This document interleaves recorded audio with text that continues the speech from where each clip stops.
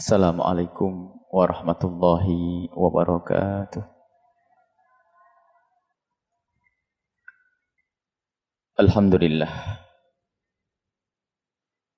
Nahmaduhu subhanahu wa ta'ala. Hamda muftaqirin ila fadlih. Wa karamih. Wa judih. Wa amtinanih.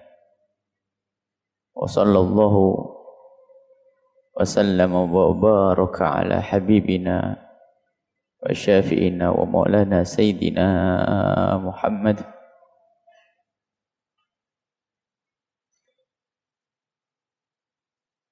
imami ahli al-iftiqari wal-inkisari wat-tawadu'i wal-ittirari wa ala alihi al-athhari wa ashabil akhyari wa ala kulli man la ya'tazzu bil aghyari. Amma ba'du.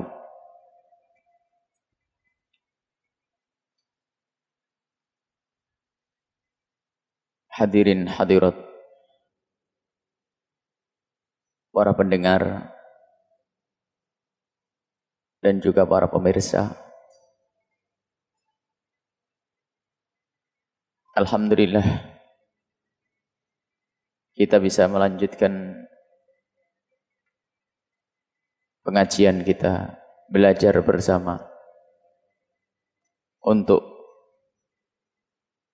menuju keridhaan Allah Subhanahu wa taala. Dan semoga ini perjalanan yang tidak akan terputus sampai kita bertemu dengan Allah di dalam ridhonya.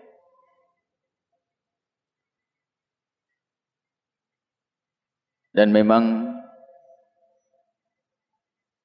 pengajian seperti ini tidak boleh terputus. Dan wajib bagi siapapun untuk belajar. Dan jangan dianggap yang menyampaikan ini tidak belajar. Ternyata di saat kami menyampaikan, justru saat ini kami belajar. Kita tidak boleh merasa puas dengan apa yang kita ketahui.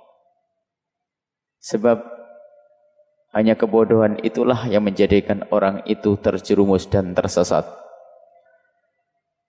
Tapi sebaliknya juga ada ilmu, jika tidak diambil dengan cara yang benar maka akan menyesatkan dan menjauhkan dari hidayah Allah Subhanahu wa taala. Seperti biasa kita akan membaca kitab Hikamnya Ibn Athaillah yang didahului dengan muqaddimah. Dan muqaddimah kita adalah membaca hadis An-Nabi sallallahu alaihi wasallam. Kita membaca kitab Mukhtasar Sahih Bukhari yang diringkas oleh Ibn Abi Jamrah, dan kita sudah sampai kepada hadis yang ke-72. Hadis yang ke-72. Kita sudah sampai kepada hadis yang diriwayatkan an Aisyah.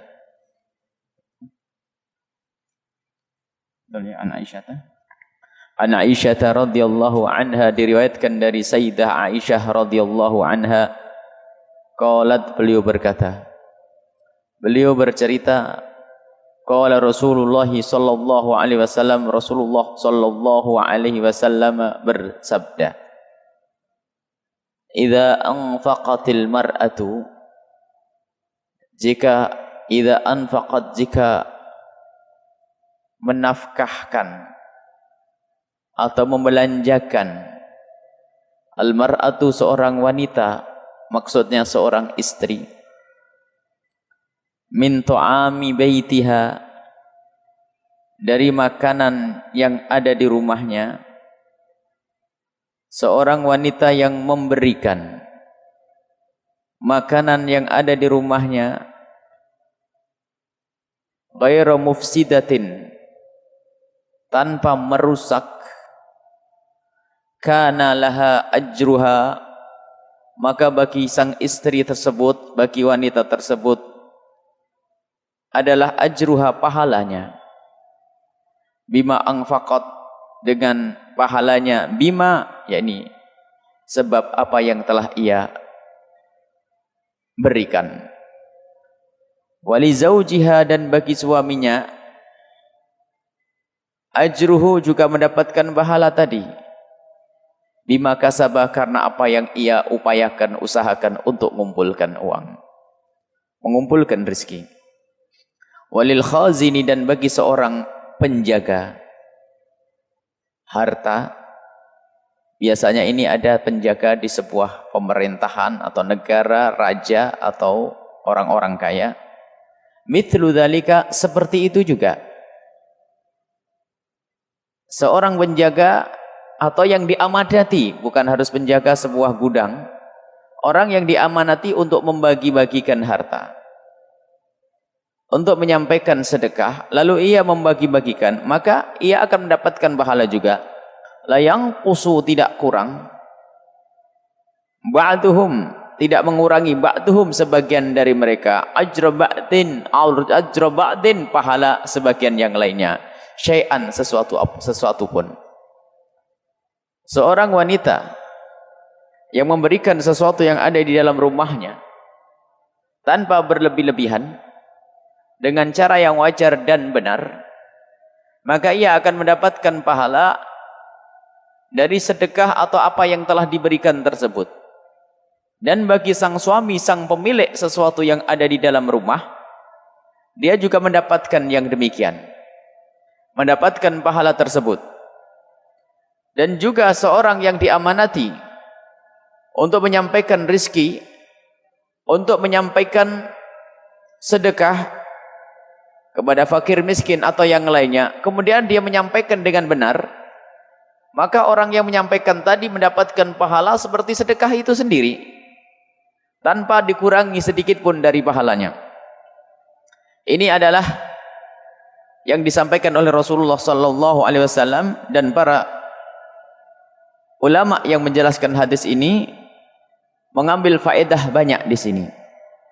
Yang pertama, justru difahami bahwa seorang wanita itu dilarang mengeluarkan sesuatu dari rumah suaminya kecuali dapat izin dari sang suaminya. Kecuali hal-hal yang pasti suaminya rela, misalnya kelebihan urusan makanan atau apa saja yang ada di rumahnya.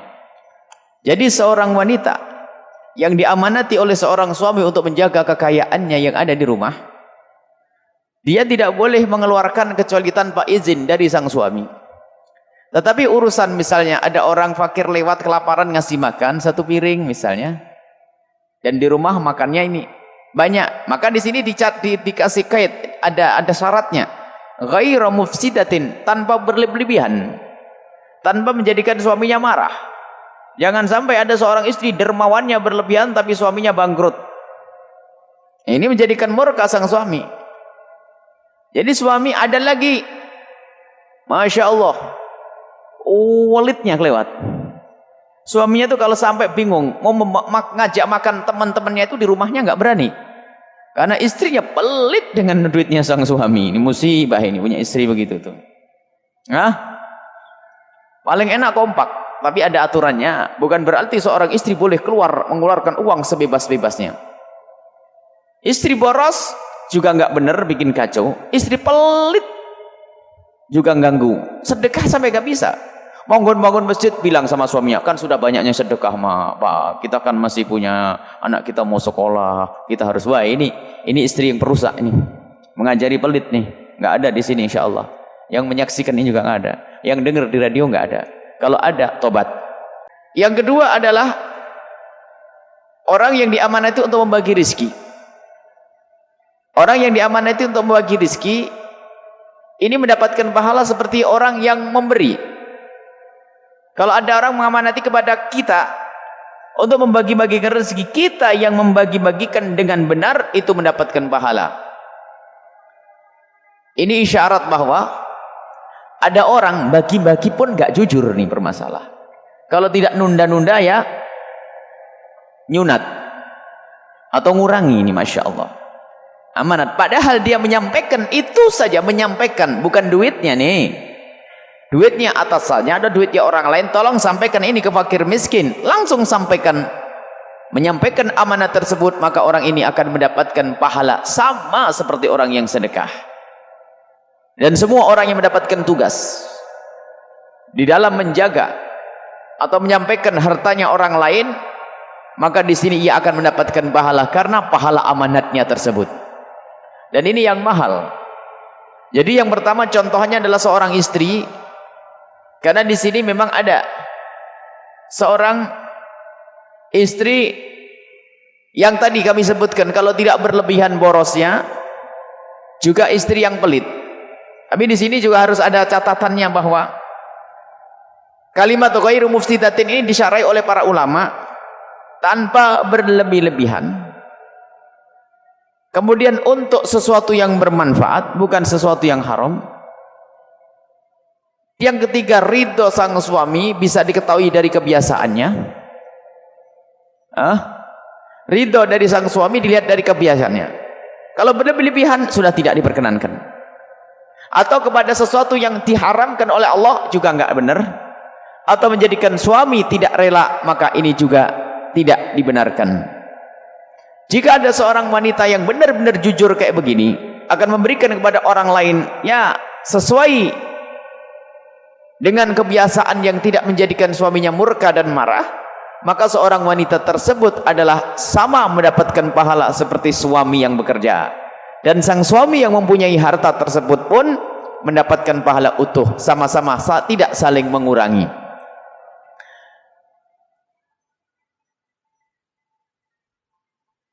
Ini termasuk bab wa ta'awanu 'alal birri wat taqwa, saling tolong menolong di dalam menyampaikan kebaikan dan ketakwaan.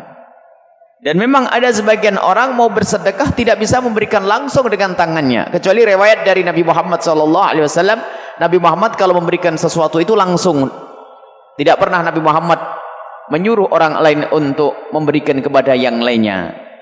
Kemudian ada hadis seperti ini. Bagaimana ini? Karena Nabi Muhammad ingin memuaskan orang, karena sesuatu yang dari tangannya Rasulullah ini adalah lebih daripada dari tangan yang lainnya. Ini mah beda. Dan Nabi Muhammad terjaga dari yang namanya riya. Tapi kalau kita, kadang kita butuh melalui tangan orang lain untuk bisa membantu agar selamat hati kita dari riya. Kadang-kadang kalau saya sendiri mungkin saya bisa terbawa kepada riya, begitu mungkin ada orang. Kalau saya ngasih mungkin saya riya, maka saya harus titipkan orang lain, bisa.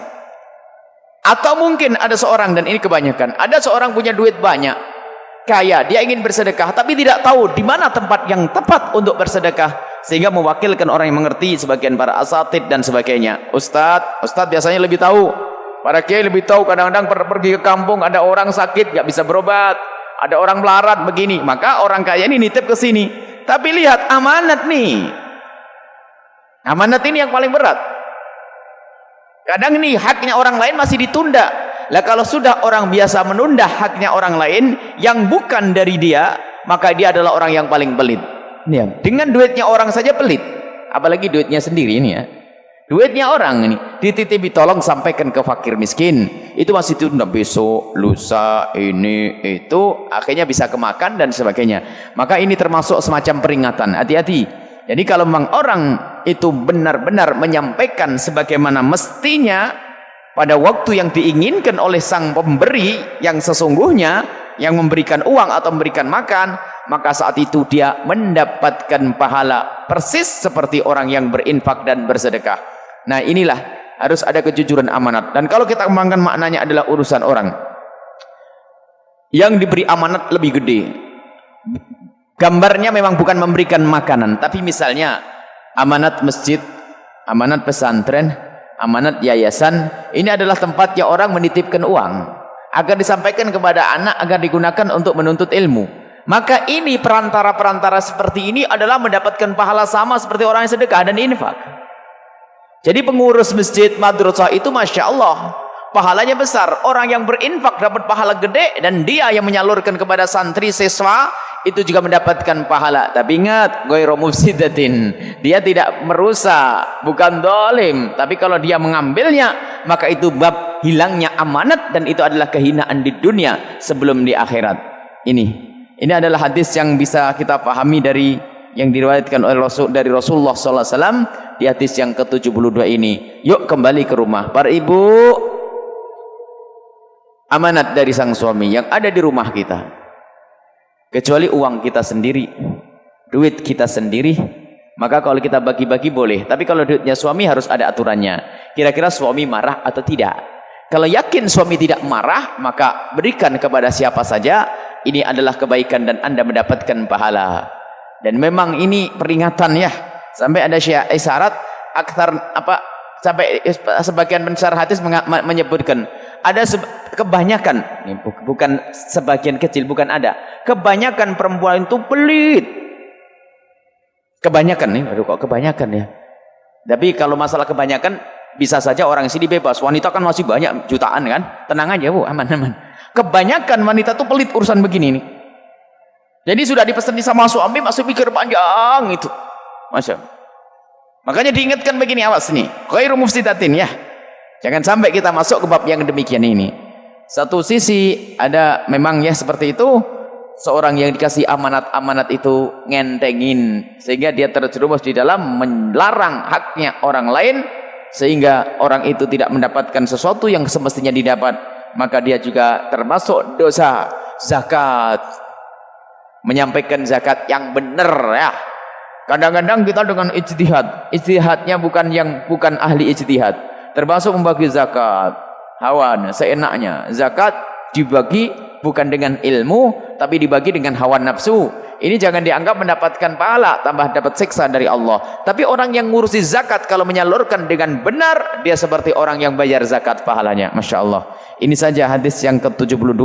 Semoga Allah subhanahu wa ta'ala memberikan kepada kita lapangan dada di dalam kita berinfak, dan semoga kita bisa menjadi orang-orang yang bisa amanat terhadap apa yang telah diamanatkan kepada kita, sehingga bisa menyampaikan kepada yang berhak sesuatu yang harus disampaikan tanpa tertunda dan tanpa terkurangi, dan semoga kita benar-benar dimuliakan oleh Allah di dunia dan di akhirat. Ini kita akan langsung saja kepada hikmahnya Ibn Athaillah As-Sakandari, hikmah yang ke-84 ya, betul.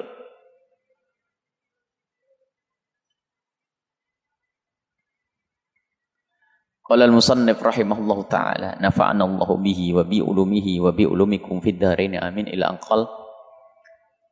Al-hikmatur rabi'atu wath thamanuna, hikmah yang ke-84. In aradta ayyakuna laka 'izzun la yafna fala tasta'izzanna bi'izzin yafna. In aradta, jika engkau ingin, ayyakuna laka, memiliki, yakni ada padamu, atau ayyakuna laka, ada padamu atau engkau memiliki, izzun, sebuah sakup kemuliaan. Kalau engkau ingin memiliki kemuliaan la yafna, yang tidak akan sirna, yang tidak akan berakhir, yang tidak akan hancur, fala tasta'izzanna, maka jangan merasa mulia, bi'izzin, dengan kemuliaan yafna, yang bakal sirna dan bakal hancur.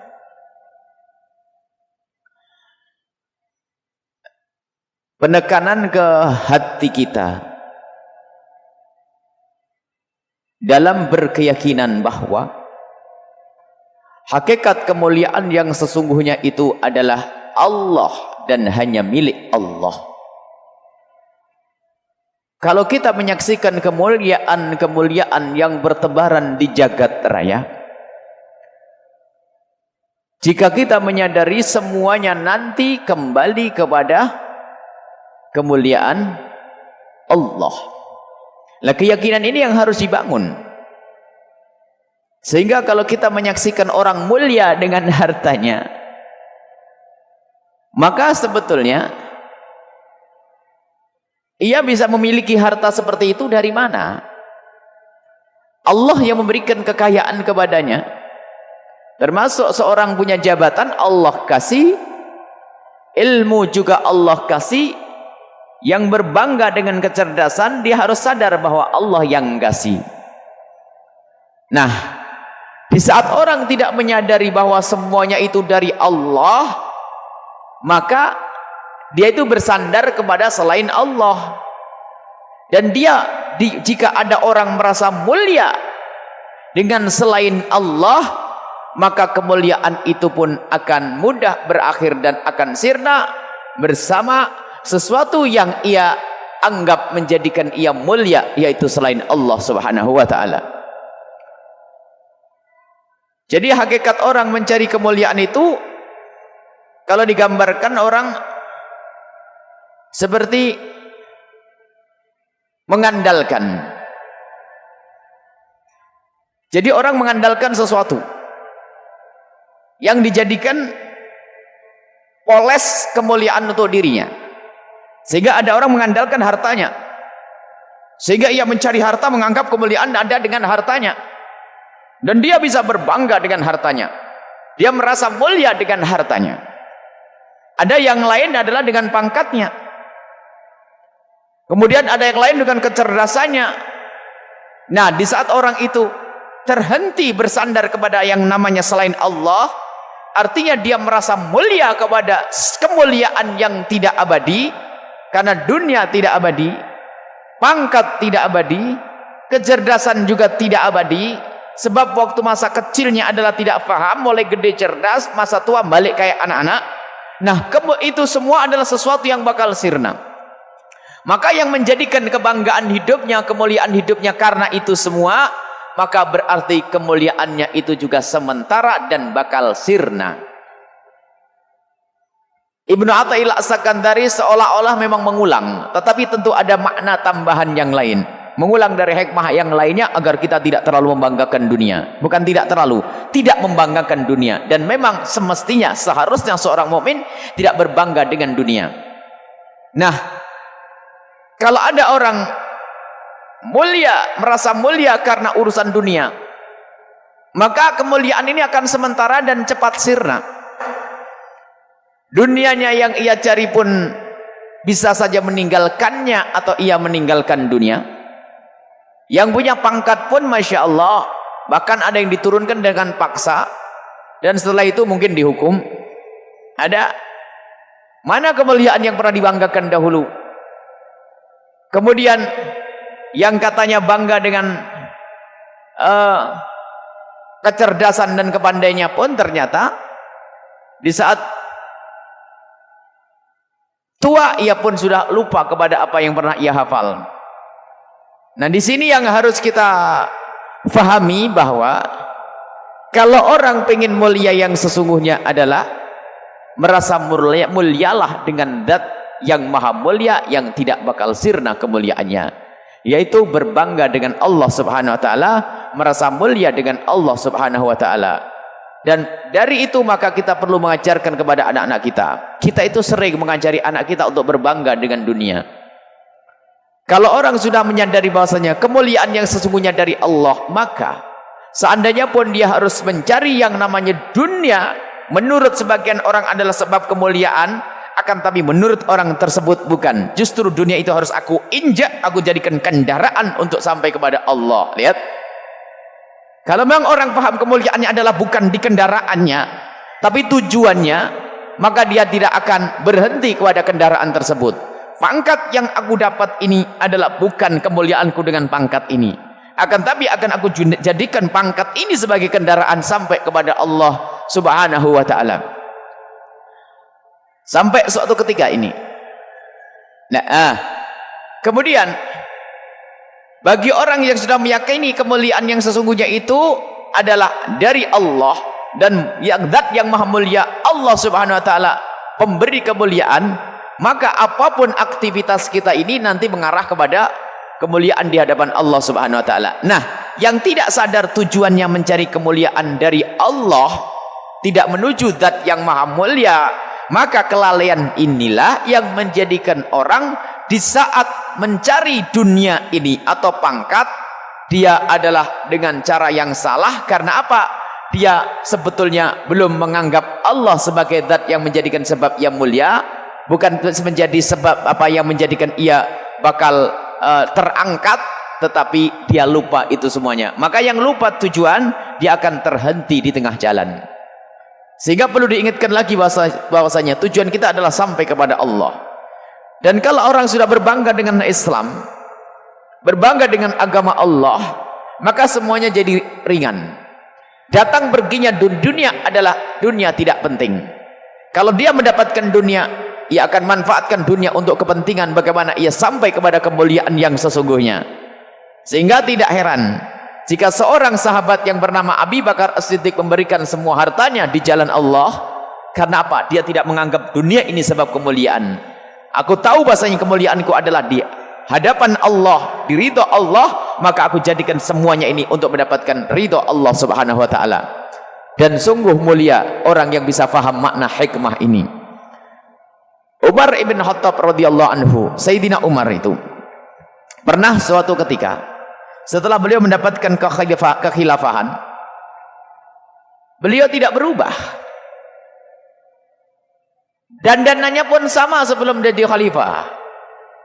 Jadi bajunya itu saja, bahkan pernah pakai baju dua, dikritik, dilepas satunya.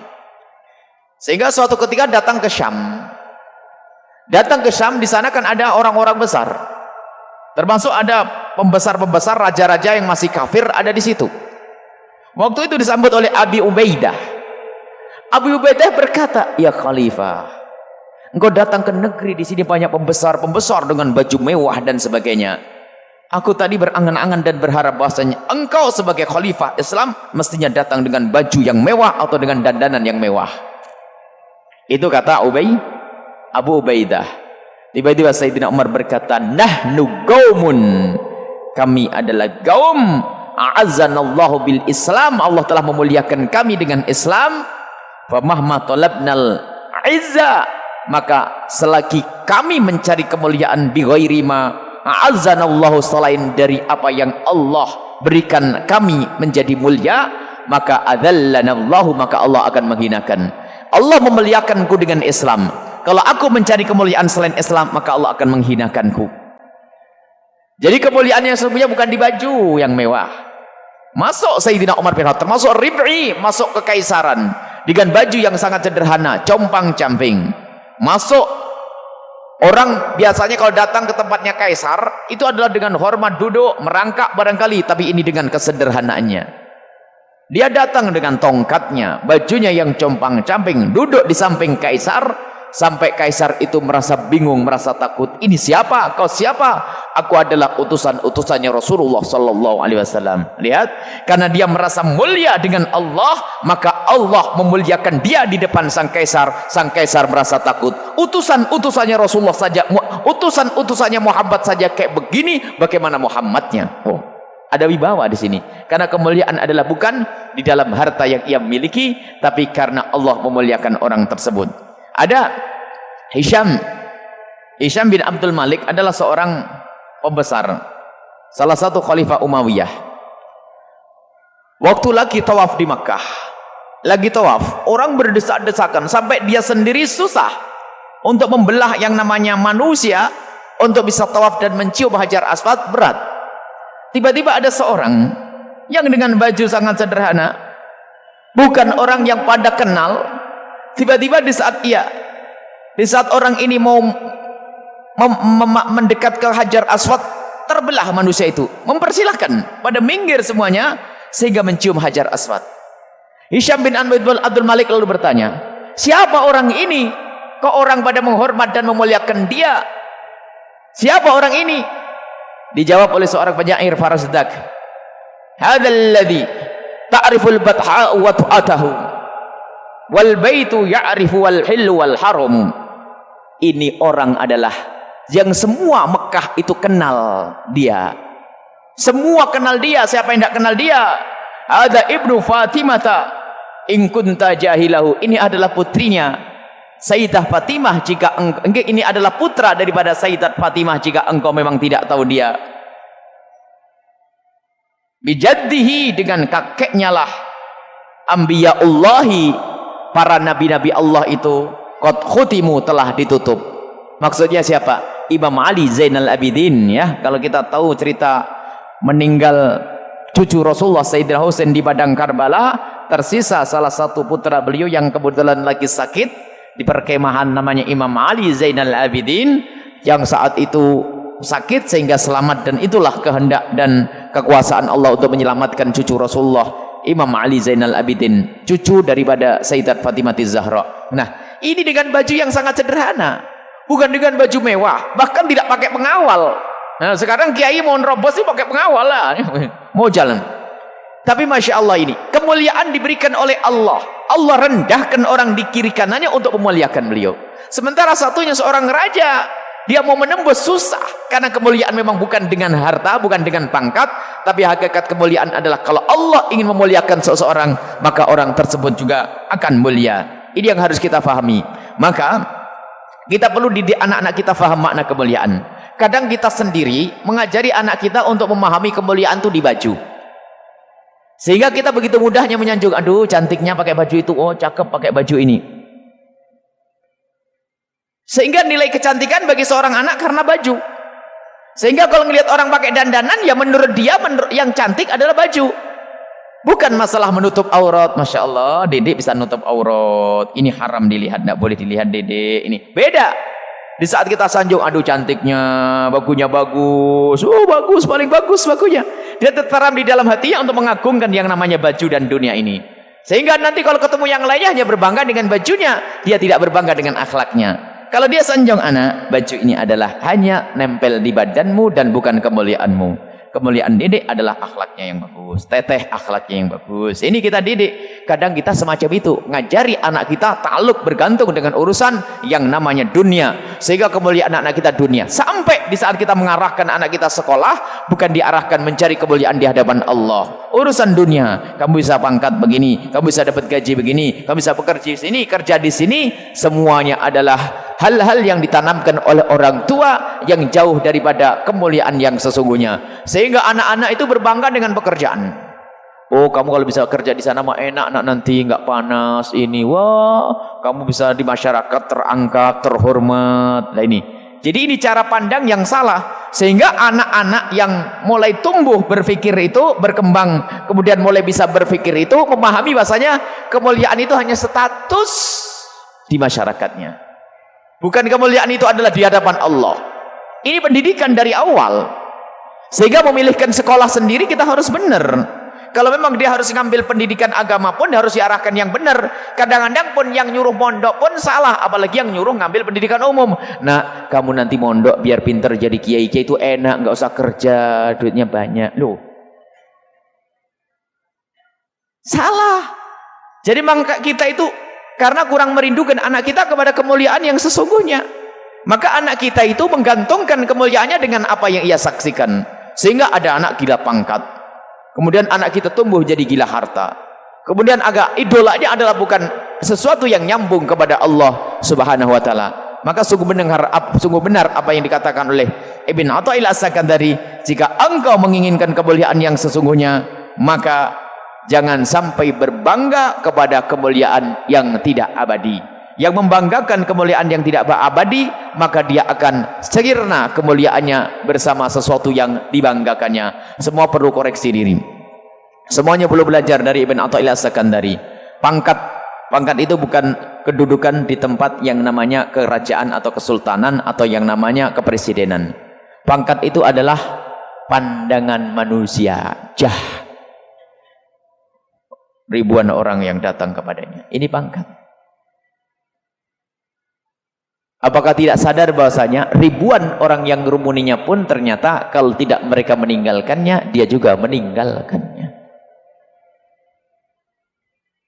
Yang duduk di kursi pun seperti itu, harta pun sama. Jadi ternyata memang dunia ini adalah bakal pisah dengan kita. Memahami makna ini perlu, sehingga oleh Ibn Athaillah tadi diulang-ulang terus. Jangan sampai ada yang tertipu di antara kita. Hakikat kemuliaan, hakikat kemuliaan, hakikat kemuliaan. Sehingga ada orang, Masya Allah, sampai di dalam urusan yang namanya pernikahan, contoh saja. Nabi Muhammad tidak lupa bahasanya nama manusia itu sering berbangga dengan yang namanya madhar ke zahir. Sehingga menyebutkan kalau ingin menikah, boleh orang melihat jamal, kecantikan, maliha harta, walihasabiha perilaku zahir. Tapi yang keempat adalah lidiniha, agamanya. Fatfar bidzati dini taribat yadak. Ini contoh masalah pernikahan. Jadi memang ada orang tergiur dengan madhar kecantikannya, dengan gebyar kecantikan, gebyar kegantengannya, gebyar kekayaannya, dan itu adalah memang manusia. Karena apa? Sifat manusia itu lemah seperti disebutkan oleh Allah Subhanahu wa khuliqal insanu dha'ifa. Manusia itu lemah. Karena manusia lemah itu dia ingin menjadi kuat. Manusia itu rendah hina, maka ia menjadi mulia. Sehingga tabiatnya manusia itu mencari kemuliaan. Cuman benar atau tidak di saat dia mencari kemuliaan? Dengan apa dia mulia? Kalau dia ketemu kemuliaan yang ia cari, maka dia akan mulia yang sesungguhnya. Sehingga karena tidak ada bimbingan, ada orang merasa mulia dengan hartanya. Sehingga umurnya semuanya dipergunakan untuk mencari harta. Ada yang memperjuangkan pangkat dan seterusnya dan seterusnya. Maka sungguh bahagia orang yang kenal bahwa hakikat kemuliaan adalah pada Allah Subhanahu wa taala. Qulillahumma malikal mulki tu'til mulka man tasya. Allah yang memiliki semua kerajaan. Semua kemuliaan adalah milik Allah.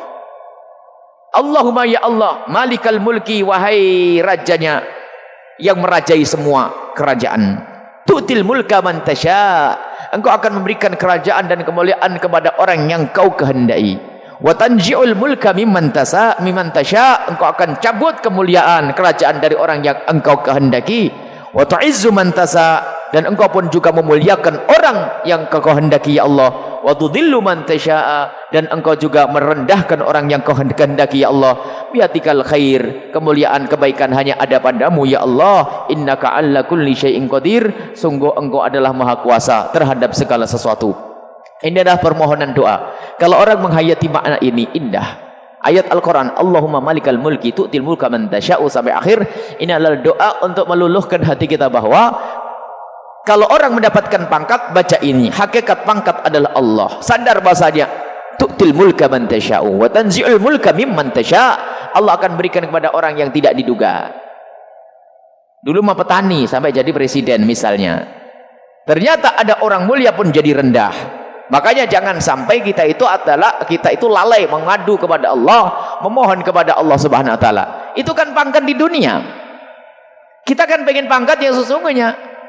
Memang ada orang dulunya adalah tidak menjadi apa-apa, tapi setelah itu diangkat oleh Allah Subhanahu wa taala. Akan tapi apakah itu kemuliaan yang sesungguhnya? Dilanjutkan ayat tersebut. Tu'izzu man tasya. Kau akan memuliakan orang seperti yang kau kehendaki Allah. Dan engkau akan merendahkan siapapun ya Allah yang engkau kehendaki. Jadi kemuliaan yang sesungguhnya dari Allah dan kerendahan yang sesungguhnya dari Allah, bukan dari manusia. Jika ada orang ingin menghinakan anda, tidak akan hina asalkan Allah memuliakan anda.